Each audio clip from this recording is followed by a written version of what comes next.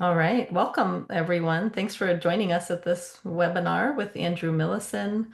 We're so excited to have you all with us today, and I'm going to let Andrew take it from here with his discussions of his recent travels. All right. And I was going to say that we have these webinars monthly for our Oregon State University online permaculture design students. And Dal works with the program. She's the administrator. And so because we were having these talks, we said, why don't we open it up for the public and let more people join? So we had 1,200 people sign up, which was surprisingly great. So it's really great to talk to everybody from all over the world here. And it's been great seeing you introduce yourselves. And I'm Andrew Millison, so you probably know if you click the webinar. And aside from being a Oregon State University instructor, where we run courses for enrolled students, also for the general public, a lot of mostly online. I also do a lot of YouTube videos and get the opportunity to visit some of the most incredible and inspiring sites around the world. In fact, I seek those places out and do these storytelling adventures. And a lot of times our editing process is down the road. I mean, it takes a lot of time. The filming is the sort of the fun part, but the editing part can be a very extended process. And so it's nice to actually talk to people about some of the recent places that I've visited and filmed that we're not going to get to editing for quite a while. So that's what we're going to do today. Is I just came back from a 5-week trip about a month ago. I did 5 countries, 5 weeks. I was in Saudi Arabia, Singapore, Malaysia, Sumatra, Indonesia, and East Timor, or Timor-Leste. And I'm going to tell you about a couple of the projects I've visited because they're especially spectacular. And these projects are ones that I will be making YouTube videos of, but we're actually going to go into more depth. And it helps me to talk about it prior to making the videos to sort of get things flowing in my mind. So I'm going to go ahead and share my screen and jump on to Google Earth. So I hope you can all see my screen now. I'll try not to move too fast on Google Earth if people's internet connection is slow, so I don't glitch you out here. And here we have the island of Sumatra. Sumatra is one of the biggest islands on the planet, and it is very close to the equator. So the equator is just right around here, if you can see my cursor here. So the equator actually bisects Sumatra. And the project that I visited was in North Sumatra. Now, North Sumatra, you can see by the satellite image here, you can see the color green, these dark colors here. This is deep tropical jungle. It's an extraordinary ecosystem. This is one of the biodiversity hotspots on the planet. Now, I'm going to actually jump off of Google Earth for a minute, and I'm going to share. Oh, someone else. Oh, just kidding. Southern California. Yeah. All right. I'm going to share some slides with you before we jump back to Google Earth. So, whoops, let's go back here. So now the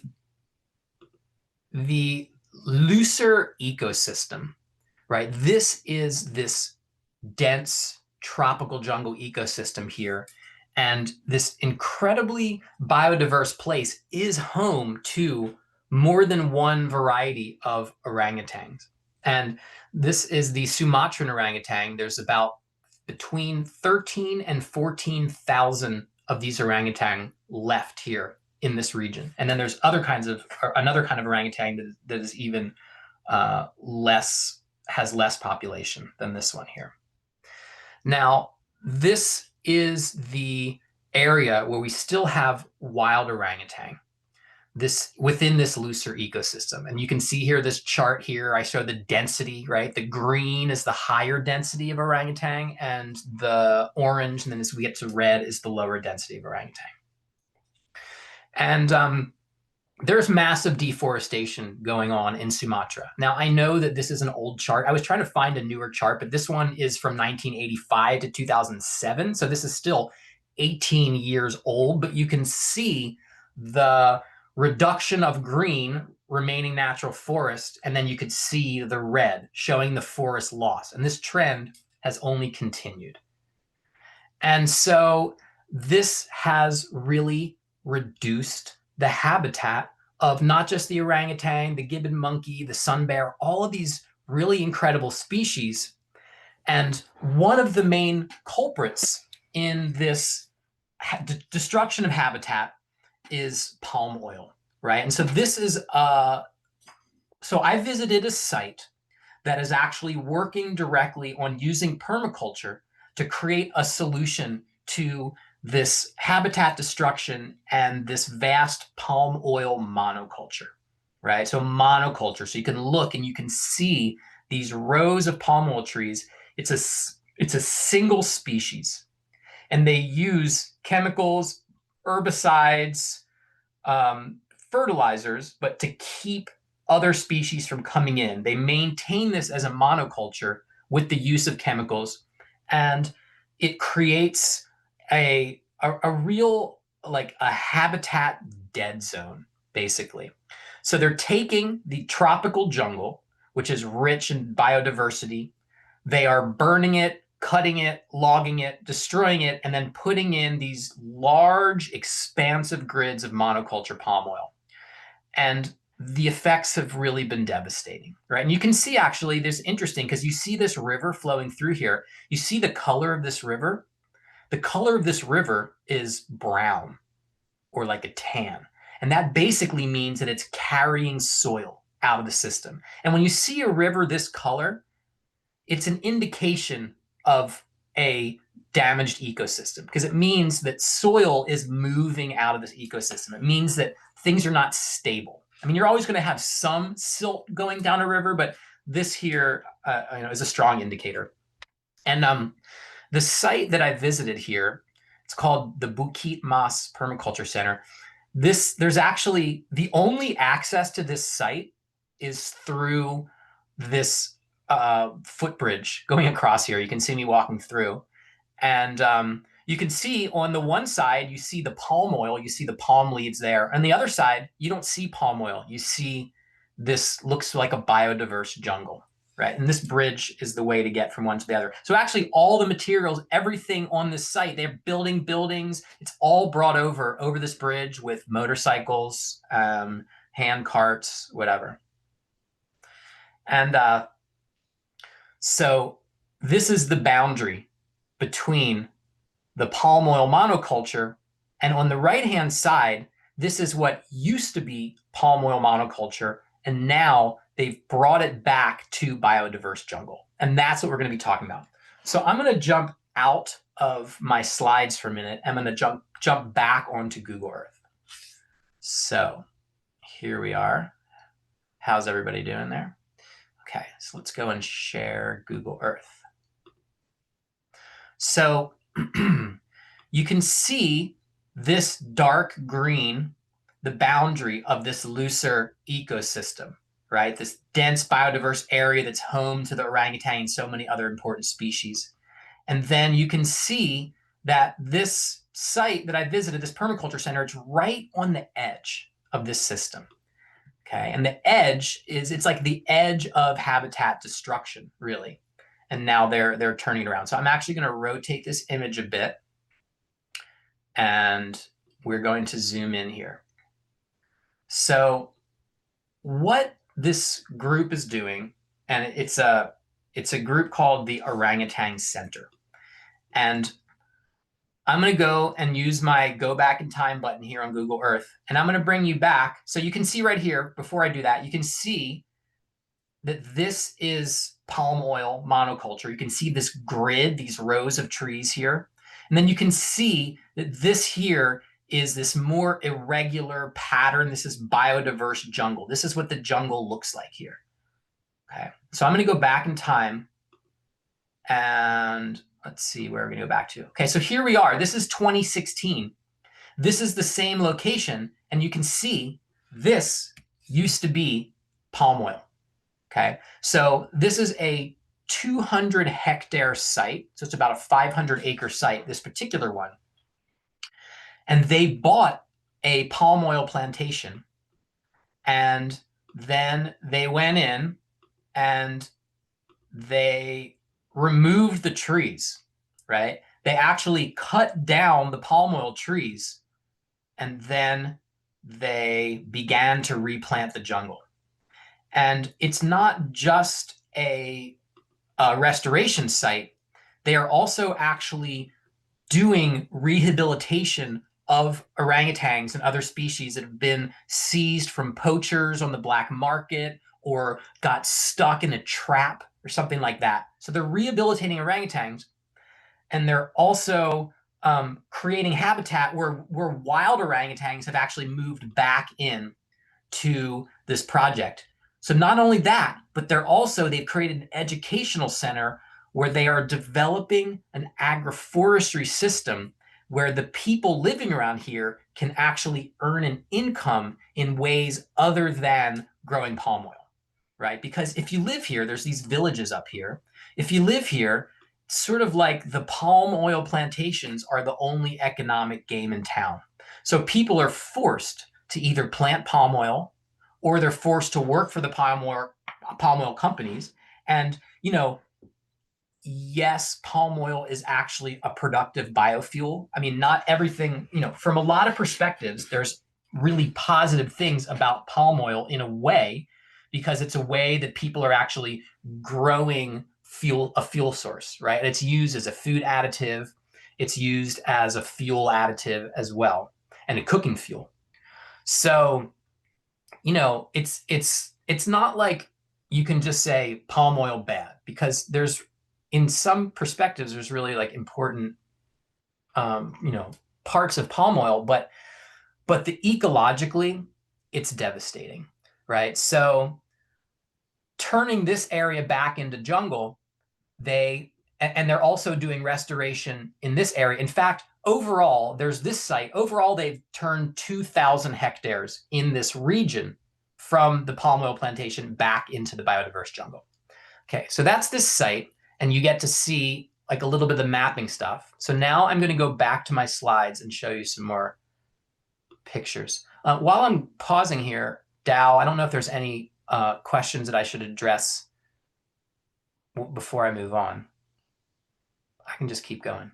I can't hear you. You're on mute. Does Yeah, anybody okay. want to put a question in the chat for Andrew at this point? I like to take questions as I go. I'm a university instructor, so I like people to raise their hands and take questions. I'm fine, just keep going, but I just figure I'll pause if there is a moment where I want to clarify something about it. Are they producing palm oil independently, or are they part of some big conglomeration? I think for the most part,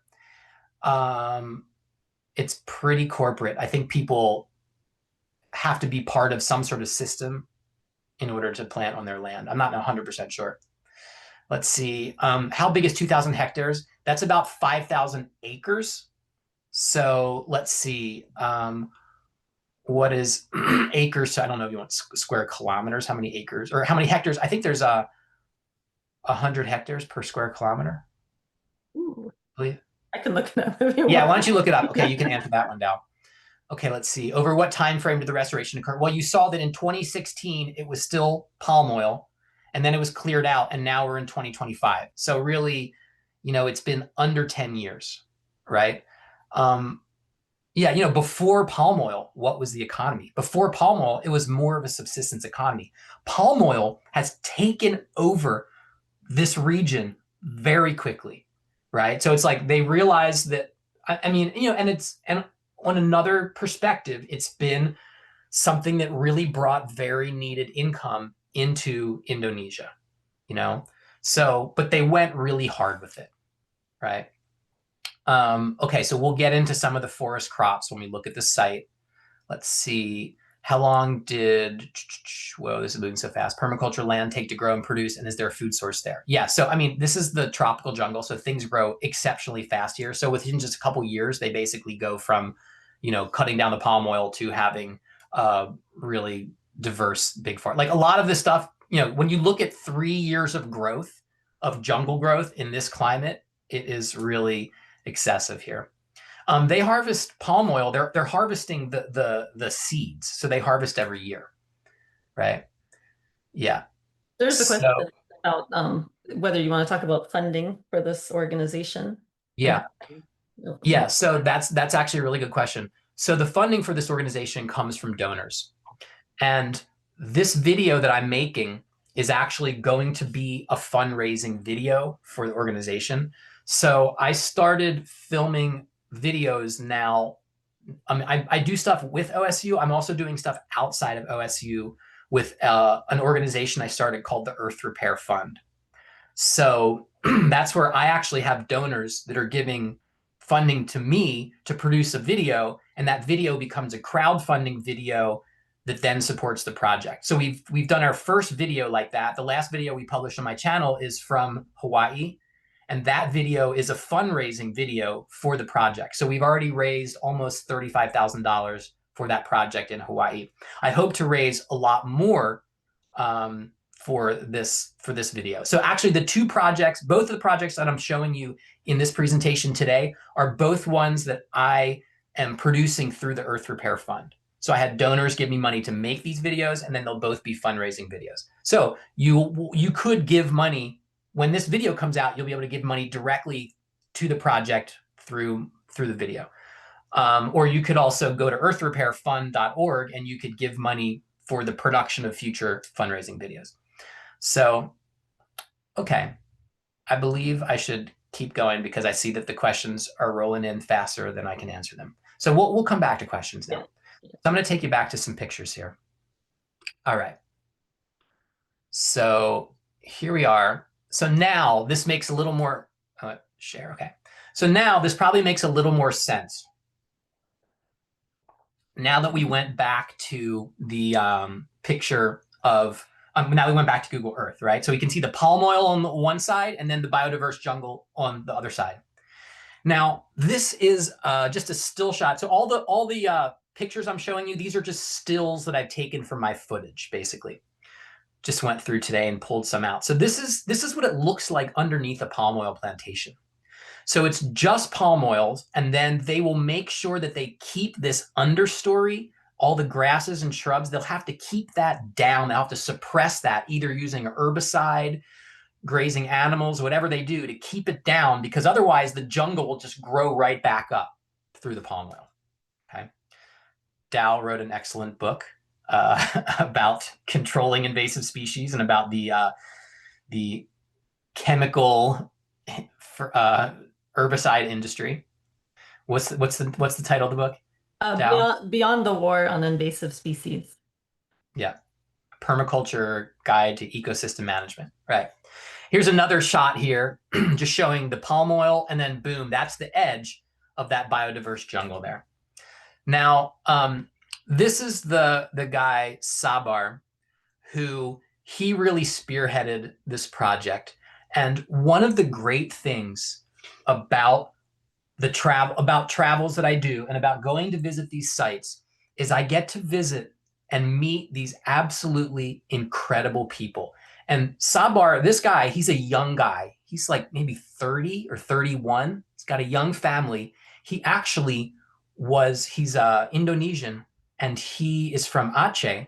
Aceh, if the reason why I remember when he said from Aceh, I said, oh, Aceh, that's where the big earthquake back in, I think it was 2003 or 2004, the big Asian tsunami. It started in Aceh. And so he's actually a tsunami survivor, a tsunami orphan. And so he was taken in, and people gave him the opportunity to study permaculture. So he studied permaculture, and then he joined this orangutan rescue organization and brought in the concept of, hey, why don't we actually start to turn these palm oil plantations not just into biodiverse jungle, but actually into productive food forests as well. So, part of it is just turned into like wild jungle. And then a lot of it, like you can see he's leaning on a banana tree, right? And there's an avocado tree back there. A lot of it, they are mimicking the patterns of a jungle, but they're putting in food plants, right? And so not only are they putting in this productive food forest, tropical food forest, but they also built this school. And they've turned the entire site into an educational site where they have free education for the children of the community, and they're teaching the children the standard curriculum that every kid needs to know, mathematics and reading and history and all that stuff. And then they are teaching them the skills of food forestry. They're teaching them how to plant, they're teaching them how to process, how to manage food forest and garden ecosystems. And then they're also training the villagers surrounding in how to make a living off of growing food crops and other tree crops, so people have a different source of livelihood than only being able to work for the palm oil plantations, right? So this is this beautiful bamboo building that they built there. And this is a overhead drone shot there. This is for people that study permaculture. This is their zone 1, zone 2, their inner zone here. So we've got the school down at the bottom. We've got some other nice traditional Indonesian structures. And then you can see these rows of garden beds that they are using. They are growing these gardens to grow the food to feed the students in the school. And then there's other guest houses that they're building up there, and other facilities for the people that work at the Orangutan Rescue Center that's right down here, as well as managing this whole site right here. Here's another beautiful shot of this school building here. And you can see this forest surrounding. I mean, this is a new forest. None of these trees would be over about 5 or 6 years old. Most of them are. So again, this is the wet tropics near the equator. So there's never a dormant season here. They don't have a significant dry season here. It's moist pretty much all year round, and things just grow and grow and grow. Okay.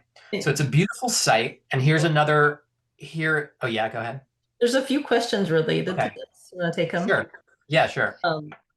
A question about why did they cut down the palm trees? Would it just turn into a forest? And what was done with the wood? And Yeah. over what time frame this process has taken place? Yeah. Okay. So a lot of the trees, so they wanted to open up the forest in order to actually plant productive species. So that's a reason why they took down the palm trees. But a lot of the palms, they actually just left and actually arranged them on contour. So the palm trees themselves became part of the restoration process. So there's some aspect of that. Some they were able to actually reuse the wood for different things. Although, like I showed, there's just a little bridge going across there. So you can't get like logging trucks in here. So mostly they actually use the palm trees as part of the restoration process. As far as the time frame, what I would say is let's actually escape out through here. And I'm going to go ahead and I'm going to share the Google Earth again. And so I want to be able to answer this question a little more accurate. So, okay, so this is 2024 to present. So let's start going back in time. So here's 2021 right here. So you can see 2021. You can see there's a lot of bare spots. The trees are smaller. It's starting to grow in here. Let's go back to, here's 20, let's see. Okay, so this is 2019. So here, 6 years ago, and you can see that there's just barely small trees. A lot of this is still just field. It looks like they've planted. Also, the birds are doing a lot of the planting as well. And then when we get back to, let's see, and then here's 2017. So basically, between 2017 and 2019, the trees were removed and they began the planting. Actually, this says 20, I mean, yeah, so this is actually 2018. So between 2017, it looks like they cut in 2017, and then they began to plant, or maybe some of these are even the remnants some stuff coming up from the understory. So it's 2018. And then we see really by 2020, we really start to see some significant growth happening. And then, here we are. This is 2024.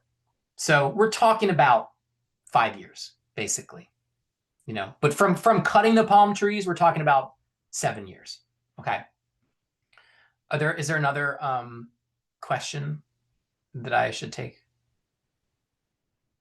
Oh, you're on mute. There's one question about the stream through the Yeah.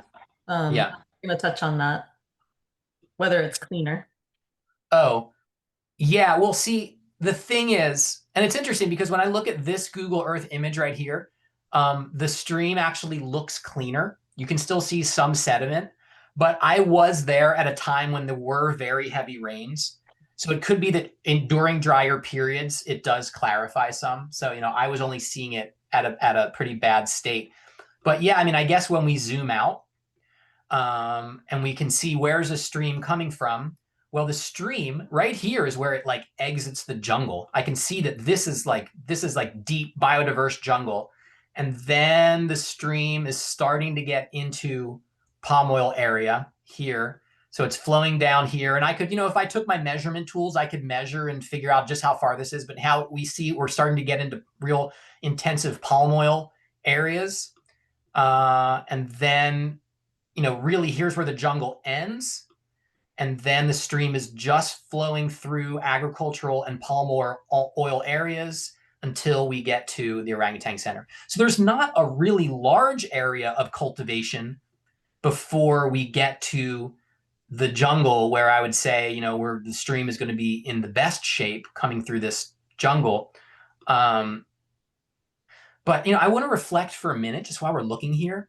I mean, every acre that this agriculture extends into this really like rich, very incredible jungle, biodiverse jungle here, that is an acre less of critical habitat. So the fact that they are doing this work on the edge is really important. And what they did was they actually connected this area. So this is national park. So they connected the national park back to where species could come all the way through here and connect and reach the stream without needing to go through palm oil. Right. So when we look at these larger patterns of wildlife corridors, it's a really important aspect to recognize from this. So, okay. I think I got a couple more images. So I'm going to jump back over to there real quick. Share my slides.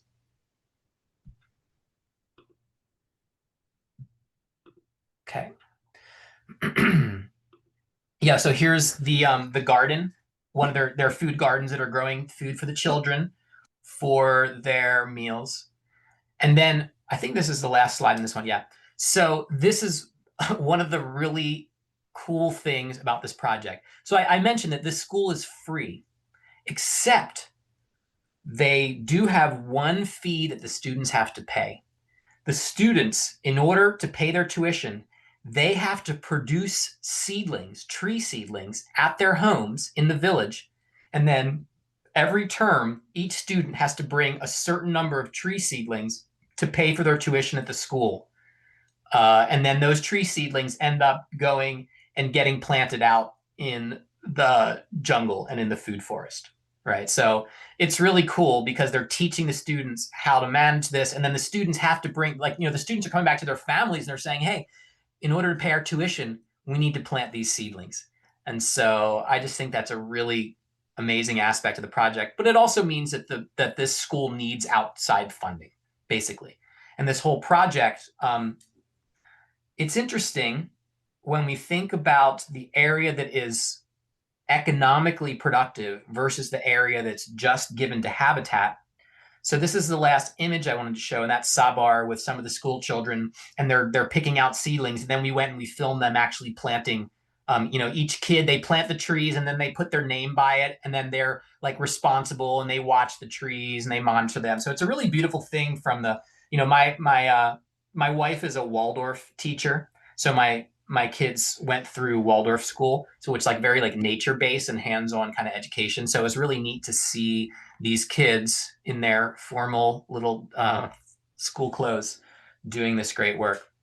I'm going to jump back on to the Google Earth for 1 second here. I'm going to just talk a little bit about the proportion of land.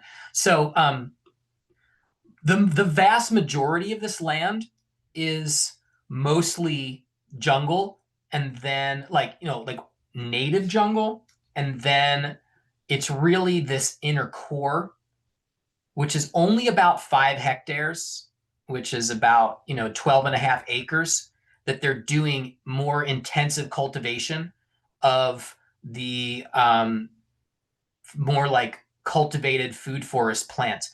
However, they did, when they planted out this other area with native jungle plants, they made sure to tuck in species that when they wanted to, they could go and harvest, right? So things like breadfruit, things like that they could kind of, durian, things that they could just leave and they could harvest sometimes, or if they wanted to, they could go in and get an economic yield from this jungle. So in permaculture, we talk about our inner zone, zone 1, zone 2, and then zone 3 is more like a farm zone. And then zone 4 is this semi-managed zone, which is partially wild, but partially productive, where we can actually harvest yields from there. So a lot of this area, they actually made it into zone 4, which is just interesting to me, because it's a permaculture perspective on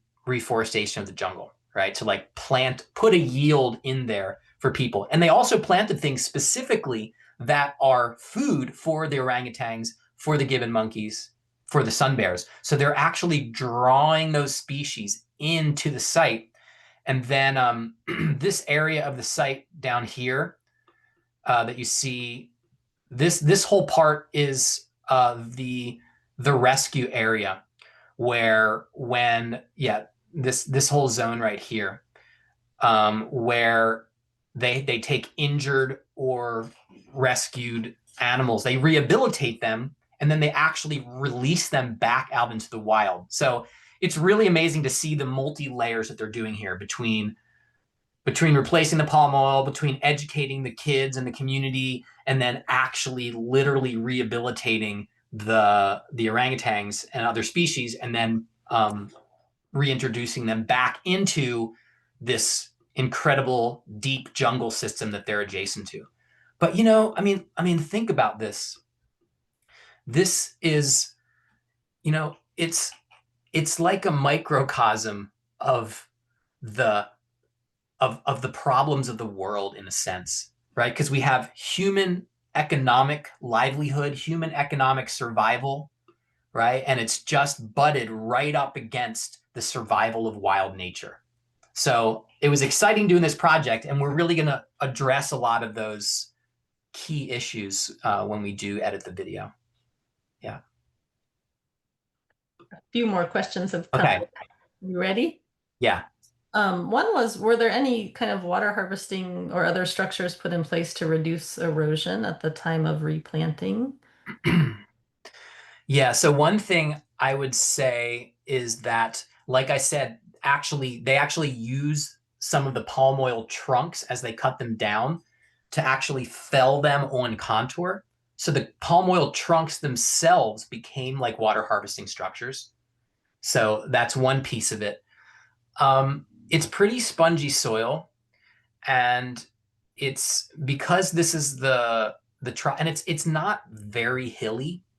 I mean, there's some elevation changes, but I would say that the places that I saw that they used the most water harvesting structures would be in the garden area. I guess I showed you a picture of it where they did terracing.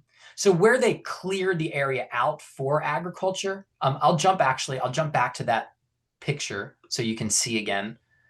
Yeah, here we go. Let's go back to, let's see, it's this one right here. Yeah, so where they did do any kind of agriculture where there was going to be opening, you can see that they have these contour berms, basically contour swales. There was other areas that were clear. Anywhere that there was a steeper slope, they were putting in basically water retention swales. So yeah, that was their main, besides the palm oil trunks themselves, doing swales was the main water harvesting that they were doing for the revegetation. Yeah. Cool. There's another question about who came up with this concept and whether they have government support and agreement with this and how the land was ever. Yeah, it's tricky with the Indonesian government because the palm oil is a really important economic asset, for the country. And so, I mean, it's a pretty independent organization. And I don't know all the details of their funding, but my impression was that it was basically funded by donors and not by the government. The government is involved. Like there's a lot of regulations and restrictions when you're rehabilitating um, animals. So I know that the government was definitely like restrictions, they're like, oh, you can't go here unless you have certain vaccinations. And, there's just like a lot of control around that. And, like I couldn't, for instance, I couldn't go film or fly my drone or anything like that in the national park area unless I went and got a bunch of permits. So, I mean, I know the government has some involvement here, but this is really a grassroots donor funded organization. Yeah. Any others or? Um, I think that was it Hmm. for. Okay, great. Perfect. Well, we're like halfway through our time almost. And now I'm ready to move on to East Timor.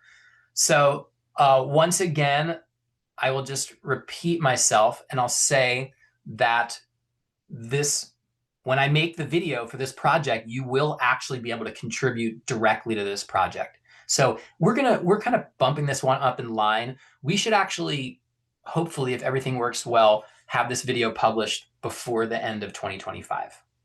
That's my goal, to have it out. So you will actually be able to see the footage. And we're like I said, I'm doing this through the Earth Repair Fund, which is a nonprofit that I started. And so we're continuing to raise donor funds to make more videos like this, right? And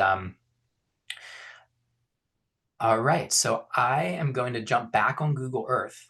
I hope I'm not making you dizzy by all of this jumping around, but it's kind of important. So Timor-Leste, East Timor. It's actually one of the most really amazing places I've ever visited. I've visited a lot of places. I'm going to spin that around. Sorry to make you dizzy. Okay, so here, Sumatra. This is actually the first time I ever crossed the equator. Came down here, and this is the island of Timor. So this whole island right here is Timor. Now, this half of Timor, the west half, is Indonesia, except for this little area in here that is carved out. This is part of Timor-Leste, they call it, East Timor, Timor-Leste. And this is Timor-Leste, and then this island right here is Timor-Leste. It's not a big country. And for any of you that may know about Timor-Leste, they had a brutal war of independence against Indonesia. So the Portuguese colonized Timor-Leste for like a long time, like 400 years, really, really long colonization. So Portuguese people speak the native tongue, the native language there. Tetun is like has a lot of Portuguese in it. And then the Portuguese pulled out in 1975. 9 days later, Indonesia invaded Timor-Leste, and there was a brutal war fought for pretty much that whole time that kind of culminated in 1999. And in 1999, it got really, really bad. And I think that's probably where I heard of Timor-Leste back in the 90s. There was like a lot of activists and people were sort of identifying it as one of the kind of worst human tragedies that was happening in the world at the time. About a third of the population of this country between 75 and 99 died, was killed or died of famine. And in 99, when sort of at the peak of the war, the country was basically level. The Universities were destroyed. The infrastructure was completely destroyed. And then the world kind of stepped in. Peacekeepers came. Some people say, too little, too late. But Timor-Leste then gained independence in 2002. And it's interesting now, when you talk to people of Timor-Leste, they are like, we are friends with Indonesia. They're like, bygones be bygones. Now we are here moving forward cooperation. So I didn't get like bad feelings from people about the history, but it is intent. Everybody you talk to who's over 23 years old basically lived through the tragedy there. And so you're talking about a place that doesn't have a lot of natural resources in the conventional sense. There's some like oil and gas exploration happening here on the Australia side. It's not far from Australia. On the Australia side, but you're talking about a fairly marginal landscape. And I'm going to jump on some slides and I'm going to explain to you why this is a fairly marginal landscape. So in our, okay, so I'm going to stop sharing the Google Earth and I'm going to jump on and share my slides. In our, Oregon State University permaculture design course, we look at the different climate zones around the world and we look at different strategies for how to deal with different climates. So we need to actually, we look at the climate and then we look at the geography. So we're going to take a little bit of time to just look at the climate and geography. So here is Timor-Leste, and I put that in relation to Australia, and then you can see Papua New Guinea up there to the right, just to really give you a sense of the location. And this is the guy who I spent my time with, and he's the one, this is Ego Lemos. And Ego Lemos, he is the permaculture pioneer on Timor-Leste. And I know Ego from going to international permaculture conferences around the world. I've met him a couple times. And when I was in Taiwan in December, him and one of his Australian colleagues, this guy Lachlan, who helps a lot with this project, they were like, you need to come and film what we're doing in Timor-Leste. Like, this is really cutting edge stuff here. Like it's really incredible. So I went, and Ego actually published a book called the Tropical Permaculture Guidebook. So anybody that is in a tropical climate and you want to know about permaculture, Ego's book, Tropical Permaculture Guidebook, is pretty much the best tropical permaculture source out there. So you could find that by their organization is called Permatil, Permatil, like permaculture Timor-Leste, Permatil, right? And the interesting thing about Ego, again, I was talking about this when I was talking about Sabar, the incredible people that I get to meet. Not only is Ego the permaculture pioneer on the planet that started permaculture before Timor-Leste was even had independence. So he actually started when they were clandestinely teaching ecological agriculture and permaculture in the jungle in the midst of the Indonesian occupation, right? And so Ego also is the most famous musician on the island, right? He wrote, it's not the actual national anthem, but he wrote like the unofficial national anthem. It's called O Timor. If you go on Spotify or YouTube, anything like that, type in Ego Lemos, Ego like Egolemos, Ego Lemos, and then just type in like, I think it's O Timor. So he is the singer who wrote the unofficial national anthem to East Timor. And so we were going around everywhere we went, like his songs are on the radio. He's not a pop singer, it's more like folk music. And so traveling around with him, every single place we went, people are just waving. It's like it was traveling around with a VIP who's very beloved. This also means that we had access. I had access like I've never had access in another country. So I interviewed, for the video, I interviewed the president of East Timor. I interviewed the Minister of Agriculture, and I interviewed the Minister of Education, because they have actually gotten permaculture curriculum in the educational system of the entire island. That's how far they've gone. Every single kid in public school is learning permaculture on Timor-Leste. So Ego, anyway, this guy Ego is just an incredible human, and I was very, very fortunate to get to spend time with him. So yeah, so Timor-Leste, and so this is a 3D topographic map of Timor-Leste. So it gives you a little sense of the geography, and you can see it's pretty mountainous, right? It's quite mountainous. It's a rugged terrain. And I put this here to show you how much of this island is actually flat, right? So the green parts of the country are the flat parts.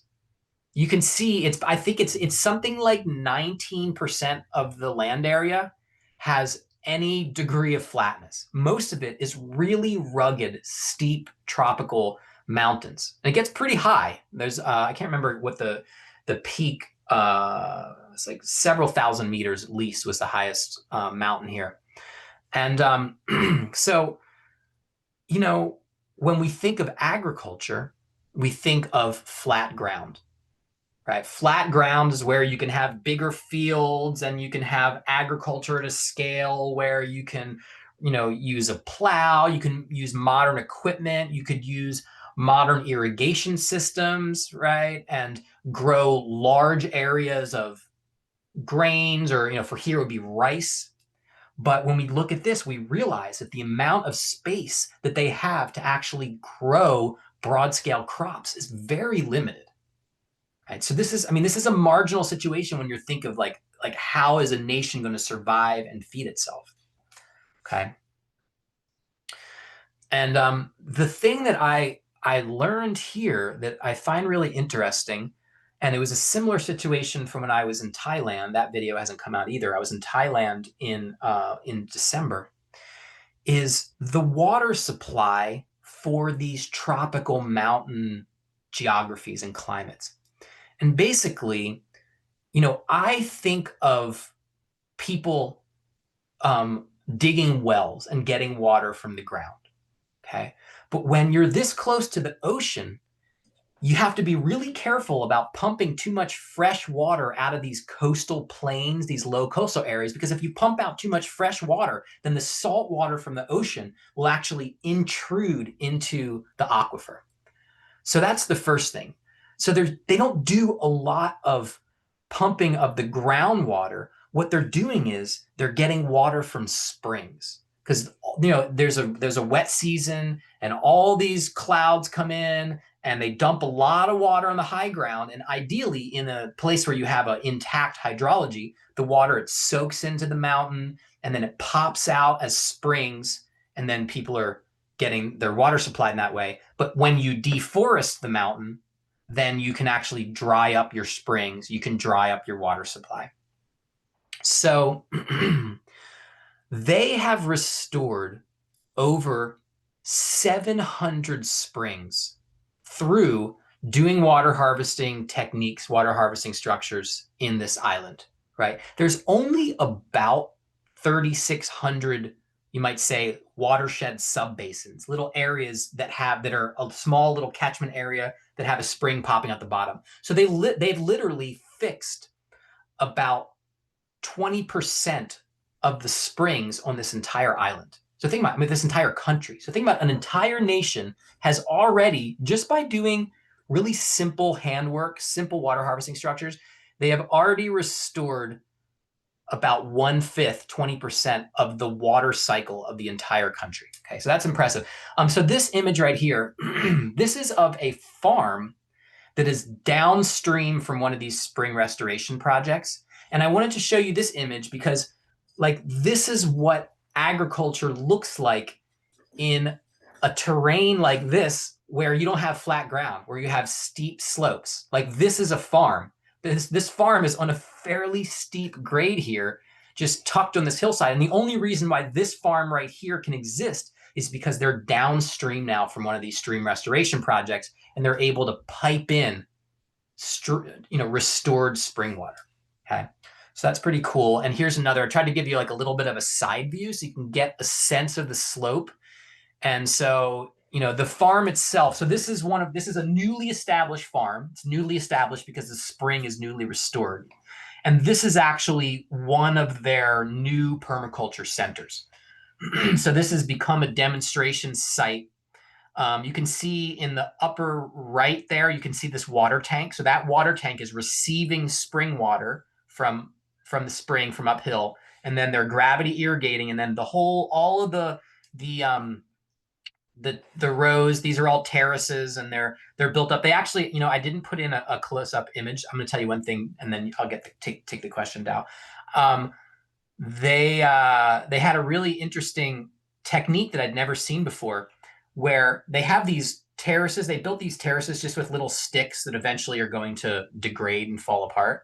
But they planted a dense row of pineapple at the base of the little terrace. So the pineapples will actually grow up and they'll create a living pineapple terrace, which is a really innovative idea. So yeah, go ahead, Down. There's a question of how long is the dry season there? Yeah.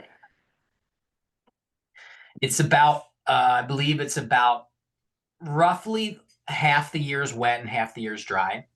I think really like 4 months is the like real dry season, and then there's kind of a swing season there. But this is the wet, dry tropics. So they're far enough from the equator that they have a significant dry season, basically. So it gets really dry. And I was there and it was fairly dry when I was there during the dry season. So you can kind of see, so all of the land that is green there in the farm is irrigated, and then you can see the surrounding area is pretty brown. So that's kind of indicative that it's the dry season, right? All right. So that was a more marginal site, but then we also visited some really, really nice looking, broad scale permaculture, multi-story food jungle areas where they had, over a period of years, they had really planted out this whole, it's kind of like a very random design in a way. It's really a food jungle. And this area, it looks like this when you're down in there. And one of the main crops that they're harvesting there is coffee. So for some people, it's funny because different friends of mine, I'm like, oh, I'm going to East Timor, Timor-Leste, and the first thing people say is, oh, coffee, because people are familiar with the coffee there. And there's the interesting thing I learned about there is there's nowhere that the coffee's just like planted in rows like we would see in a more organized cultivation system. It's like the coffee is just a very randomly planted understory in these food jungles. And they go and they harvest the coffee, but it's more like they wander around the jungle and they harvest coffee off of scattered plants, which also means that all of the coffee in Timor-Leste is 100% organic. There is no inorganic coffee that's produced here.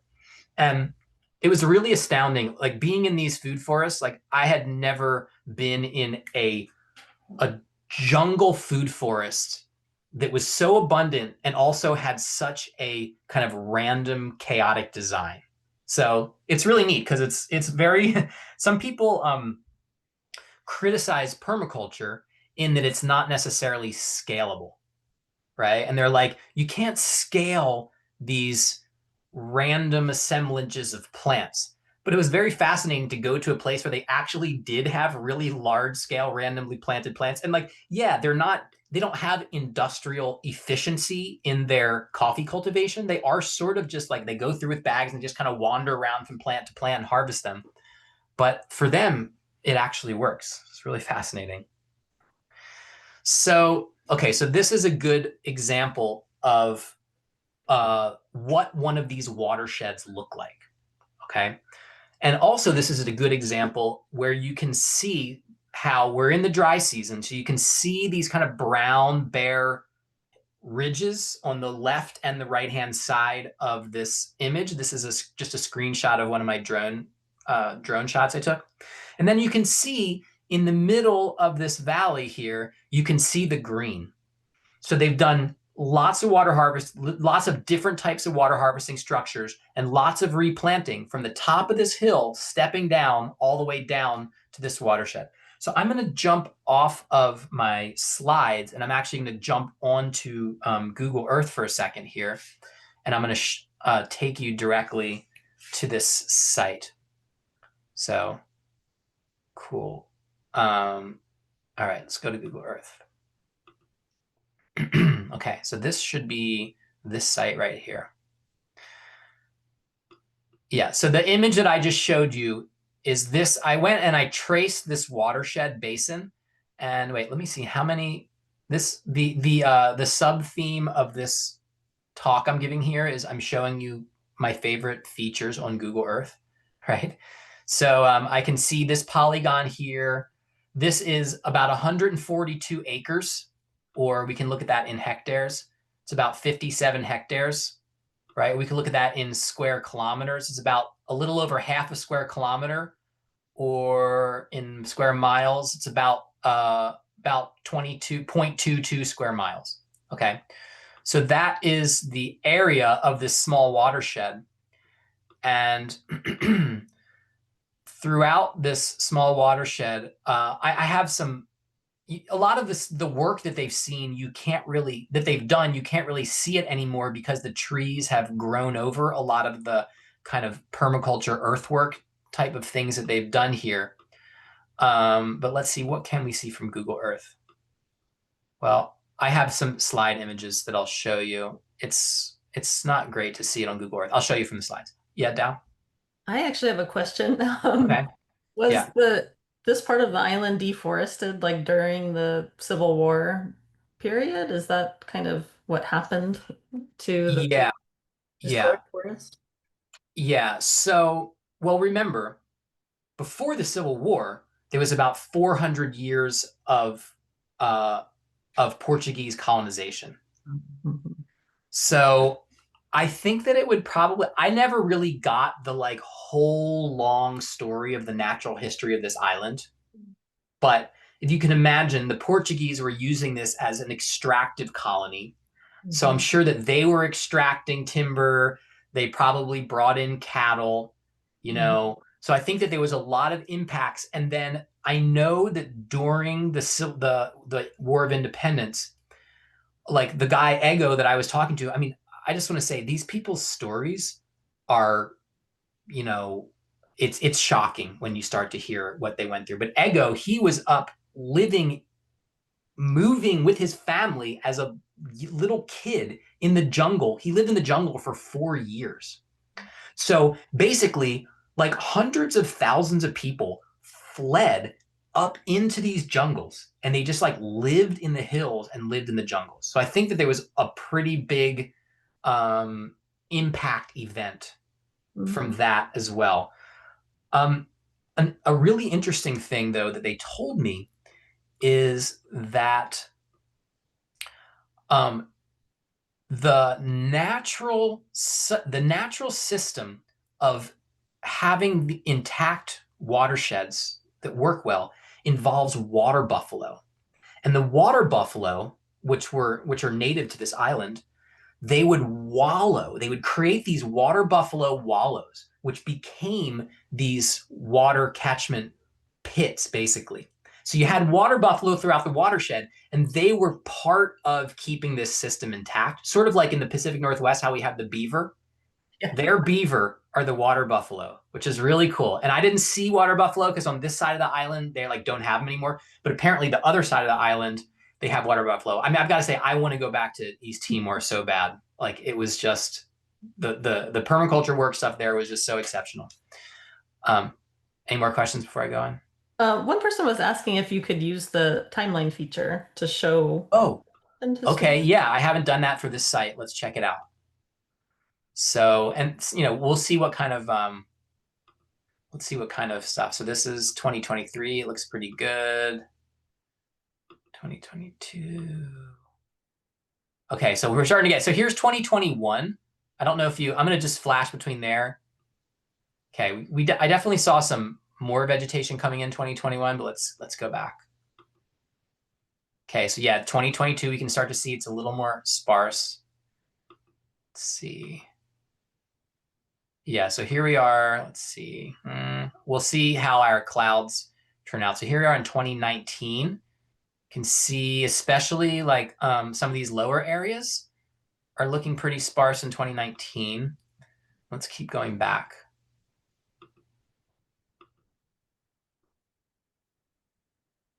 See how far back we can go. Yeah, so this is, here we are in 2018. 2018 is looking, I mean, look up in this upper area here.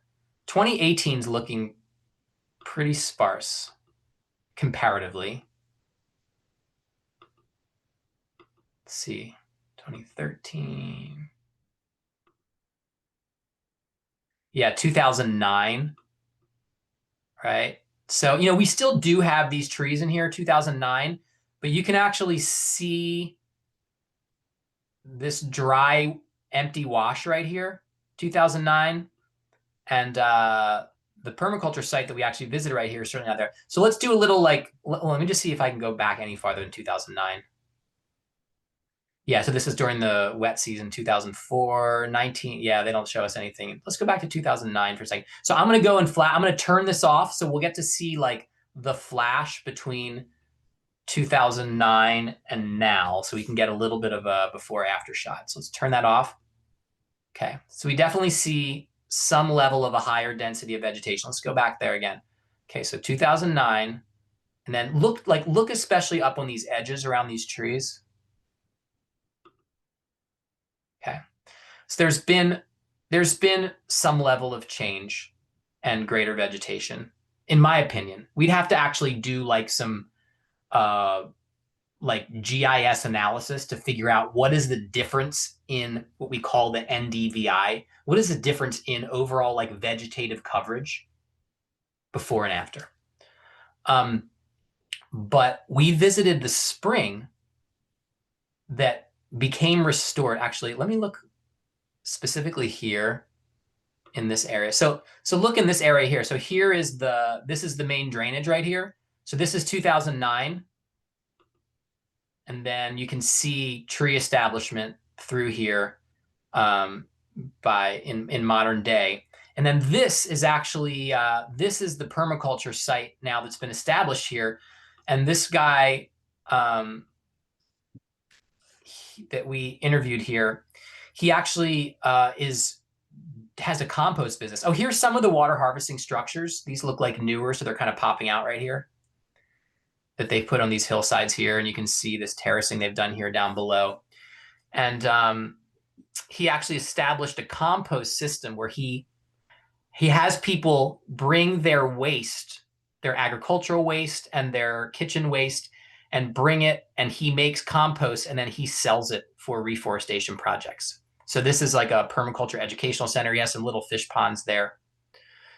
Okay, I'm going to jump over and show you some photos of this area. So I'm going to share my... Okay, so let's go play. Okay, so here's that watershed there.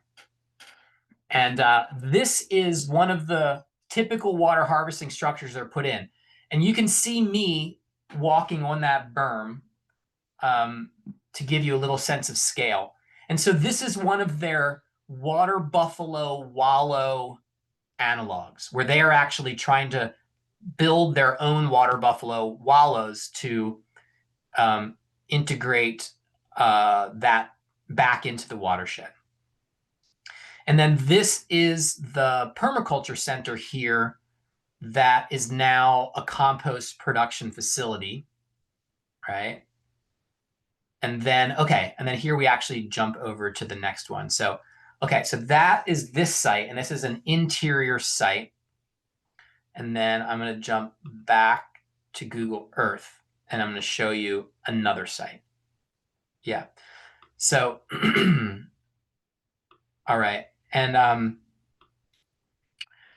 so this would be when they say they've restored 700 watersheds. This would be the kind of scale of one watershed. And one thing I want to point out, I'm going to show this on the next site too. A lot of the work that they did to restore the spring is right about in here. A lot of the work they did to restore the spring is they did check dams in the drainages. And I'll show you that on the next site as well. I have some photos of that. So the next site is over on this island. This island is even more arid than Timor. Part of it's just the geology, and there's not like one high mountain that's capturing the same amount of rain. And they are now working. There are 19 villages on this island. It's called Atauro. Is this island? There's 19 villages on this island, and they right now are working with every one of these 19 villages to restore these micro watersheds. Okay. So we went and we visited one watershed here. And right now, the water supply from the island, there's one big spring that comes out. This is the main mountain right here. It comes out in this basin. And then they basically pipe that one spring all the way around the entire island. And it's very marginal, especially people that are at the end of the line. So Permateal is working with each of these villages to restore these micro watersheds. I'm going to do a little rotation here. So up is up. So this is this micro basin here. And these areas are very rocky. So the work that they did is all in these drainages. And they basically did just check dams throughout this entire series of drainages in order to restore the spring. And then the spring here is used as the water supply now for at least this farming area in the village. And then I guess some of these lower down ones could also get some of this water. But this is the main recipient of this water. So when we look at this one, let's see how big this watershed is. So this is about 1/10 of a square mile. It's about 61 acres, or about 25.25 square kilometers, or about 25 hectares. Okay. Okay. So let's jump out from here and we'll go and we'll look at some pictures. Actually, wait, while we're here, let's see what our go back in time can tell us. Because I know that was a really great thing to see. So this is 2025. How far back can we go? So here we go, 2013. So 2005. So this is 20 years ago. We still see greenery. Let's go 20 years ago and now. Yeah, so I would say that there's a pretty good change between this image right here. We see a lot of, so look at the amount of bare ground that you see, right? Look at the amount of bare ground, and then look at the density and the amount of vegetation and this is not like a really scientific comparison, but it's something that we can get some kind of idea. Okay, so we still see some level of bare ground because a lot of this is just rocky, but we see a lot of vegetation having filled in there. For me, this looks like we have a thicker density of vegetation in these drainage areas. Now, I've got to say, the one thing that really was like an eye-opener for me is how little it took to restore these springs. Because I was under the perception like you had to do a huge amount of work on this whole watershed to restore a spring here.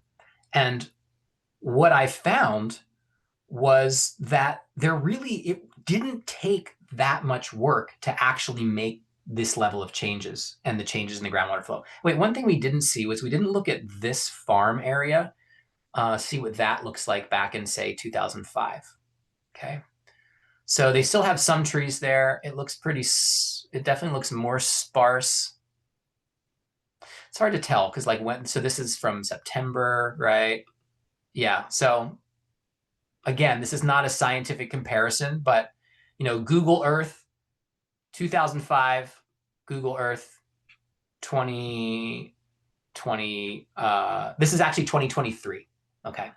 So, and then they're irrigating this intensive garden in here as well. But I'll show you some pictures now. Dow, is there a question? Oh, you're muted. One person had a question about the wallows and whether they were similar to a bathtub design and whether anybody is using any form of livestock now in some of these systems. Yeah. I'm not exactly sure what a bathtub design is. Do you know what they're referring to? I don't. I noticed that the walls seemed steep, so Yeah. maybe that was. Yeah. Now, that's one thing where I felt like a lot of the structures I saw here, as far as their level of water harvesting sophistication, I felt like some of the structures were fairly crude. The walls, like you picked that up, you and your husband Abel have a professional like company where you install water harvesting structures. And I know when I went there, I was like, wow, we would never go and just put in 90-degree walls and dig holes like that. So I feel like that there are a lot of technical improvements that they could make on a lot of these systems here. And my question was, what are you guys going to do in the next like major kind of hurricane event or typhoon, tropical cyclone? But what I learned was they've only gotten one in living history, in living memory, because they are. I'm going to just give you a little bit of a geography climate lesson for a second. It it turns out that they're close enough to the equator, okay, that the storm tracks, right?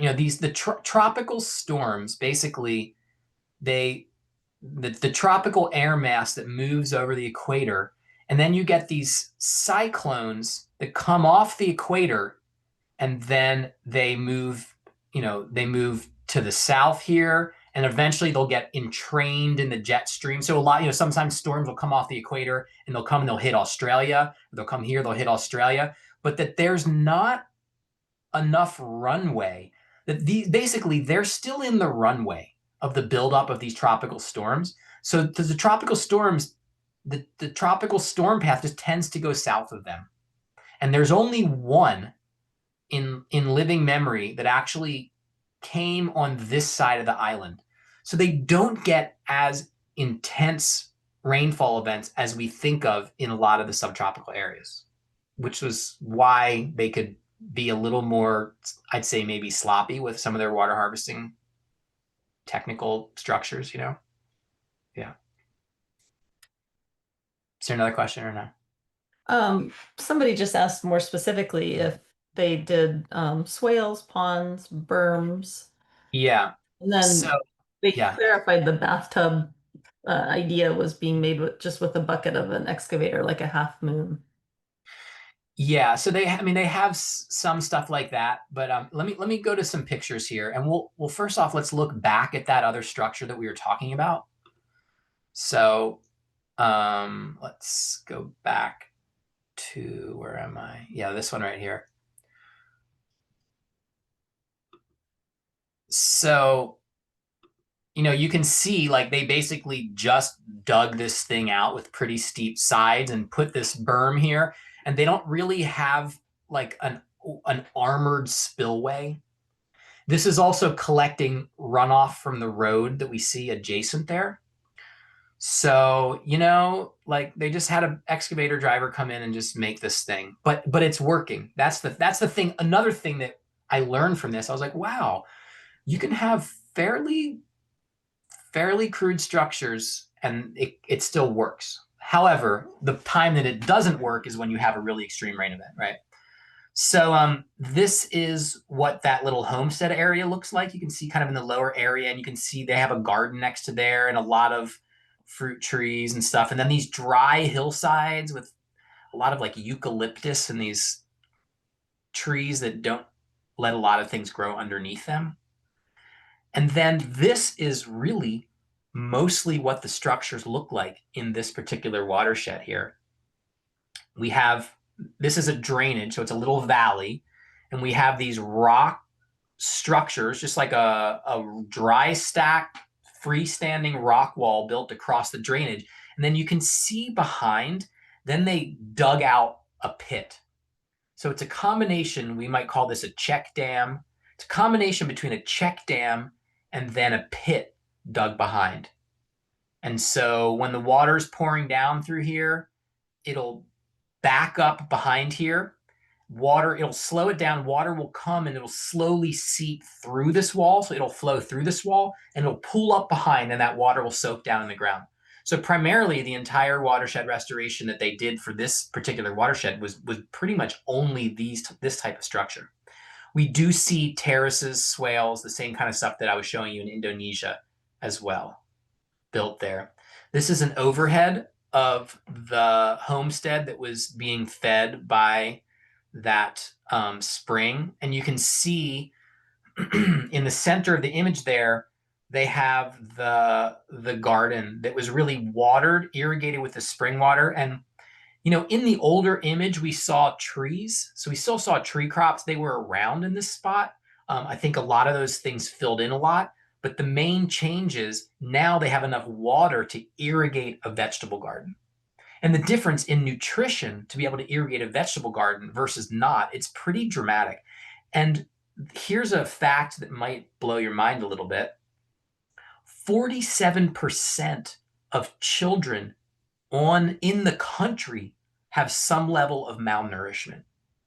People are not getting enough nutrition here. And so having a vegetable garden like this to vary the diet, where you're not just eating rice, it's like a total game changer for basic nutrition. Oh, the question about livestock. People have goats, you see cattle, you see chickens, but you don't see, I didn't see the type of dense livestock herds that I see in many other places in the world, like in India or something, or in Africa. So I didn't see, you know, and I know that in certain places they have a lot of the water buffalo on the other side of the island.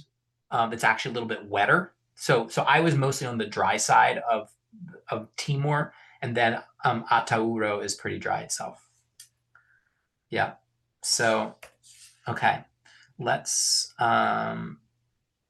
jump back to Google Earth for a minute.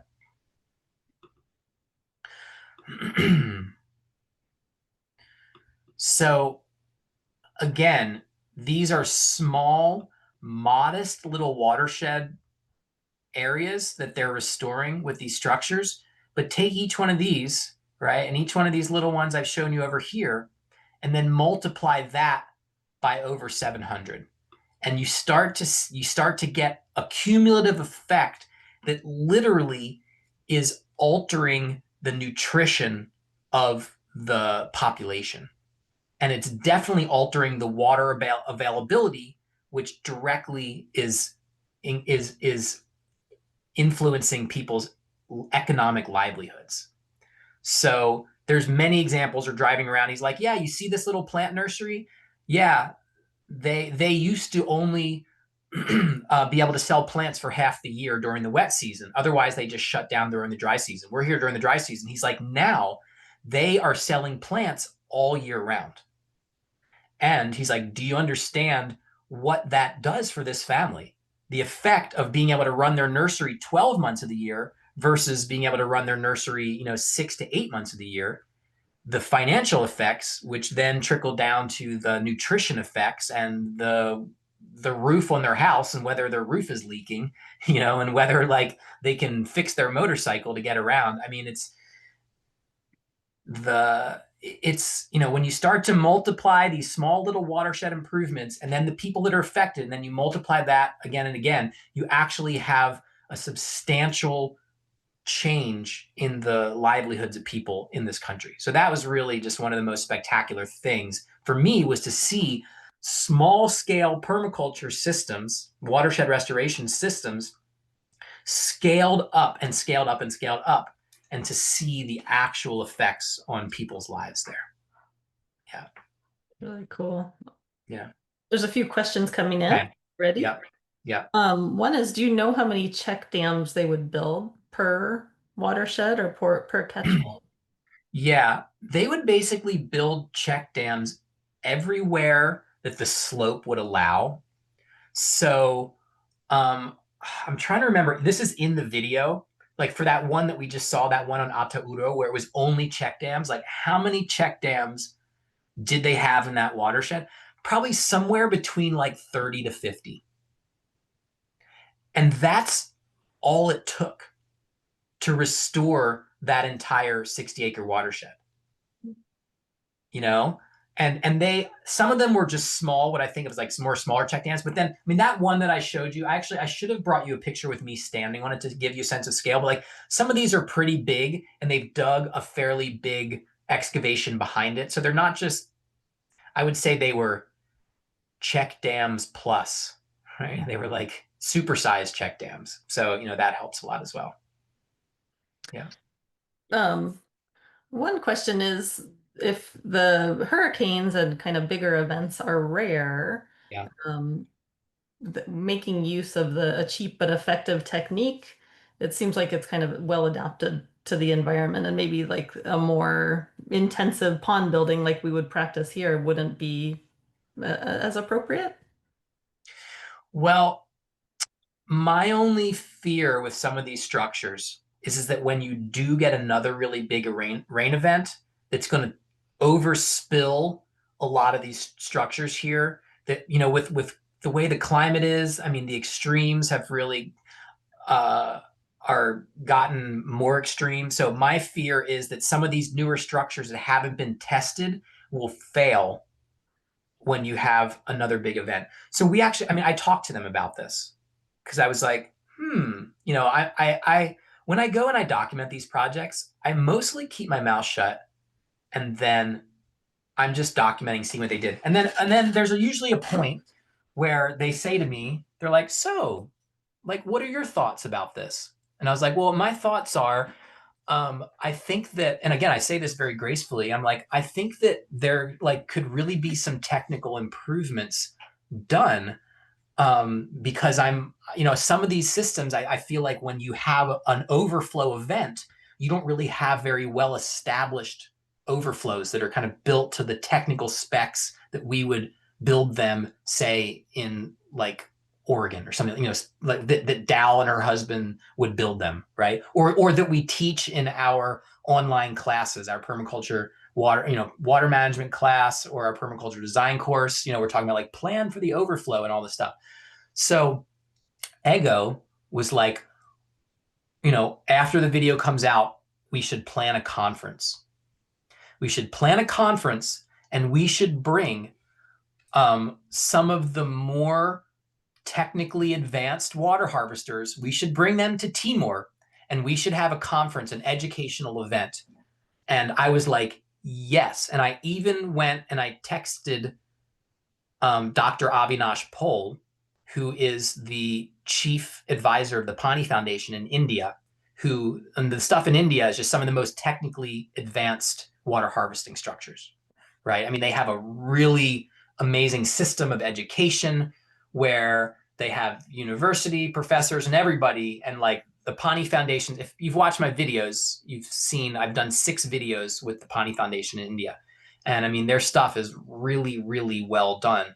And Avinash Pol, I actually brought him to the permaculture conference in Taiwan. So he met Ego, and they were good friends. So I texted Avinash. I was like, we got to get you out here to do like an extended technical review. So I do think that it is in the future plans sometime in the next couple of years, hopefully, to bring some really good tech people, have a conference, and do like a technical assessment of some of their structures, and hopefully give them some information where they could upgrade, where they could confidently survive the next really big, like cyclonic, tropical cyclone that would hit the island.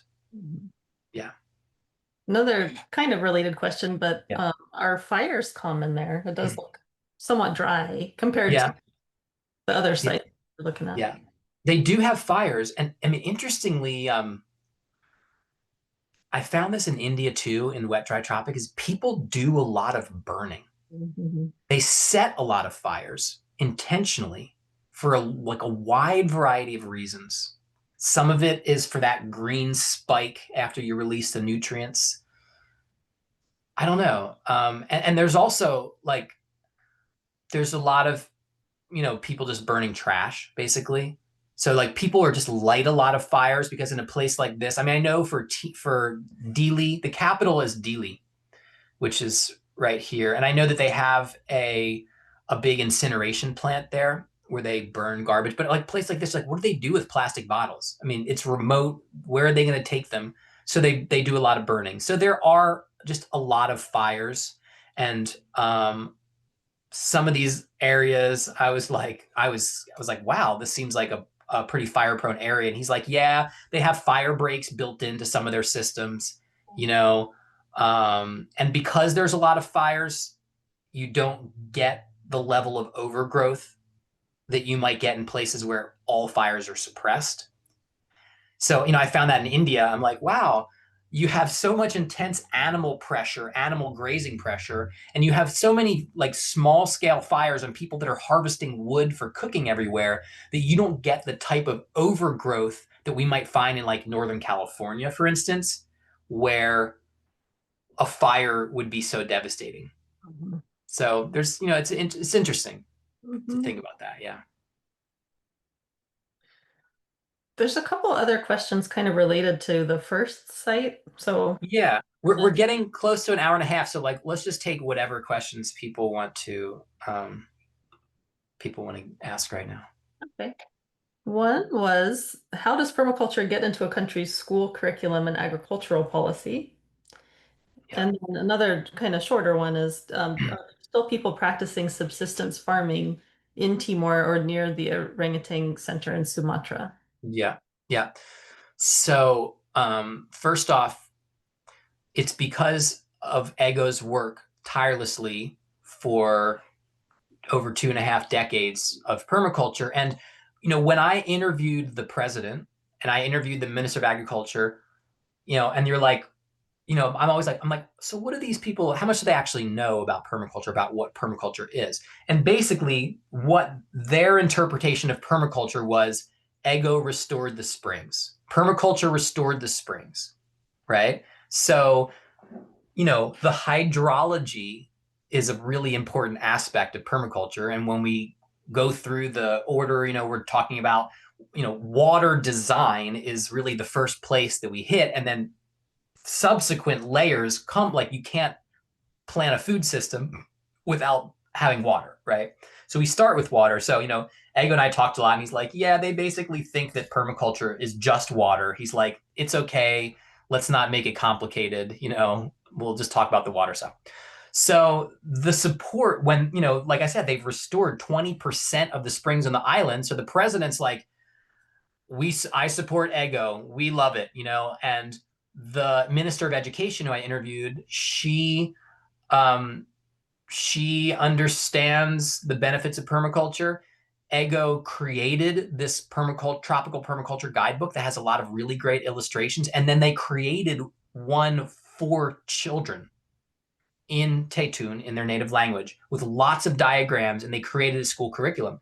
And so, people were impressed enough with the results that they allowed that into the school system. And it was and they do tons of training of youth. So they have these youth camps. In fact, right now they have the International Permaculture Youth Gathering is happening right now in Timor. They have, I think, 1,200 youth, most of them from Timor. So about, I think, maybe 800 of them for Timor. And they have a couple hundred, I think, from France. And they have people from all over the world, from other places in Asia, Taiwan, and Japan as well. They're really into teaching the youth. And the country is the demographics of the country are really heavily weighted towards youth, as a lot of countries like this. So like at least I think like half of the country populations like under 25, something like that. It's very, very heavily weighted towards a youth population. Okay, so wait, that was that question. What was the other question? Are there many subsistence farmers around either of the Oh projects? yeah. So Timor has a lot of subsistence farmers and also a lot of malnutrition. So you're talking about subsistence farmers in a marginal terrain, right? So subsistence farmers and malnutrition, unfortunately, those things go together in this terrain. Um, in Sumatra, it was because the palm oil had taken over and it was so economically viable. Um, it really was more. I felt I felt like it was more industrial agriculture in a way because of the palm oil. I did not see in the area I was like there's people that are growing gardens and stuff like that, but they were actually modeling the orangutan rescue center was actually modeling subsistence agriculture practices. So in a way, they were like reteaching subsistence agriculture, but a permaculture agroforestry sort of version to the people there because the palm oil had supplanted that. Where previously there was, people practiced subsistence agriculture and, rice production was a big one too. And you find rice in the lowlands as far as, that's what the staple crop is. Yeah. Okay, there's a few more. Okay. Let's take like three more and then I have to go drink some tea or something. Yeah. Okay, so um, there's a lot of plans about water harvesting in Timor-Leste. Do they have other permaculture plans there? Yeah, I mean the food systems. So I did show that one like jungle multi-storied coffee system. So they've got a lot of stuff like that, like what we think of as tropical permaculture food forest. They have um, a lot of food production based on permaculture systems, integrating annuals, perennials. They do like small scale aquaculture. So a lot of these farms, you saw little ponds, they have small scale. They're growing these huge catfish, these small scale aquaculture systems. They're doing biofertilizers. They're doing biomass production. They're growing bamboo for materials. I mean, some of this is their traditional knowledge. Some of it is introduced permaculture systems. But yeah, there's a lot. The one thing I felt like they weren't doing, and this is actually something that I find in a lot of places when people are like, so you want to give us a critique, right? Like a lot of the stuff, the Great Green Wall stuff in Africa, is they're not designing their roadways and their pathways in the water harvesting matrix. Like they're not using their roadways and their pathways to I feel like to help their system. It seems like a lot of their roadways are sort of arbitrary and like causing damage, and then they might have some water harvesting structure that they built attached to a damaged road. But I feel like that's one thing that I see a lot of people missing. In our permaculture design class at Oregon State University. I mean, of course, that's what like we're teaching you the process where anybody that takes our permaculture class knows that designing the pathways and the access ways has to actually be married to the design of the water flow. You can't have a separate road system that's not integrated with your water design, basically. So I feel like that's one thing that a lot of people miss. Yeah. Mhm. Yeah. Another one. Do you have any numbers about the restoration of orangutan populations based on that project or in that area? Yeah, I mean I don't know about the actual population of orangutan, but basically they have turned 2,000 hectares of palm oil back into biodiverse jungle.